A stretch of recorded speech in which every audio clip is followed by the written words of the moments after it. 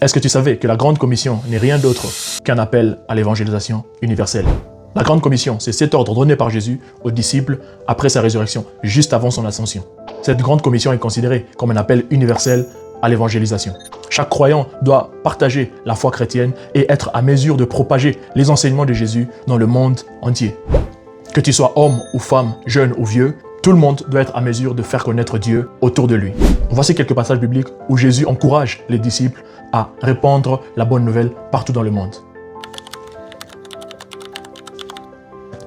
Jésus s'approcha et leur parla ainsi. « Tout pouvoir m'a été donné dans le ciel et sur la terre. Allez, faites de toutes les nations les disciples, les baptisant au nom du Père, du Fils et du Saint-Esprit. Enseignez-leur à observer tout ce que je vous ai prescrit, et voici, je serai avec vous tous les jours jusqu'à la fin du monde. » Après sa résurrection, Jésus donne à ses disciples une mission, d'aller dans toutes les nations, dans tous les pays, dans tous les continents, prêcher l'Évangile.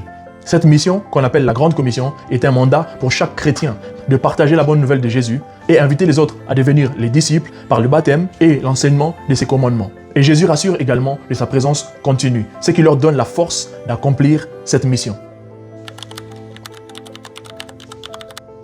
Puis il leur dit, allez partout dans le monde et prêchez la bonne nouvelle à toute la création. Celui qui croira et sera baptisé sera sauvé, mais celui qui ne croira pas sera condamné. Ce passage est similaire à celui de Matthieu, mais il met plutôt l'accent sur l'importance du baptême et de la foi. Jésus demande à ses disciples de prêcher l'évangile à toute la création, tout en indiquant l'ampleur de la mission. Ceux qui acceptent la bonne nouvelle et se font baptiser seront sauvés, tandis que ceux qui rejettent le message seront condamnés à la fin de temps.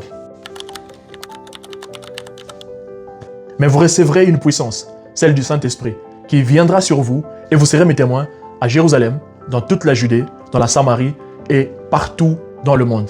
Juste avant son ascension, Jésus promet à ses disciples qu'ils recevront la puissance du Saint-Esprit pour être ses témoins. Le témoignage commence localement à Jérusalem, puis s'étend à toute la Judée et à la Samarie et finalement dans le monde entier. Ce passage souligne que le témoignage chrétien est un travail accompli sous la puissance du Saint-Esprit et qu'il doit être progressif, s'étendre géographiquement au fil du temps. Ainsi, il est écrit que le Christ souffrirait, qu'il ressusciterait des morts le troisième jour et que la repentance en vue du pardon des péchés serait prêchée en son nom à toutes les nations, à commencer par Jérusalem. Jésus rappelle ici aux disciples les prophéties qui annonçaient sa mort et sa résurrection. Il les appelle à prêcher la repentance et le pardon des péchés en son nom à toutes les nations, en commençant d'abord par Jérusalem. Il les qualifie aussi de témoins, car ils ont vu ces événements se produire et sont chargés de le partager au monde entier. Jésus leur dit de nouveau, « La paix soit avec vous. Comme le Père m'a envoyé, moi aussi je vous envoie. » Après ces paroles, il souffla sur eux et leur dit, « Recevez le Saint-Esprit. » Dans ces passages, Jésus envoie ses disciples comme lui-même a été envoyé par son Père. Il leur donne la paix et leur accorde le Saint-Esprit pour les équiper dans cette mission. Ce passage met l'accent sur la continuité entre la mission de Jésus et celle des disciples. Tout comme Jésus a été envoyé pour révéler le Père et apporter le salut, les disciples aussi sont envoyés pour annoncer le salut au monde entier. Ces passages montrent tous l'importance du témoignage et de la mission des disciples. Ils mettent en avant l'idée que la bonne nouvelle de Jésus, la bonne nouvelle du salut en Jésus doit être proclamée dans le monde entier, sous la conduite et la puissance du Saint-Esprit. Tu es chrétien, tu crois en Dieu, tu crois en Jésus. Cette mission est aussi pour toi. Ne l'ignore pas, regarde autour de toi. Il y a des gens qui ne connaissent pas Jésus, il y a des gens qui ne croient pas en Dieu. Voilà ta mission, c'est de leur faire connaître qui est Dieu et qui est son Fils Jésus-Christ.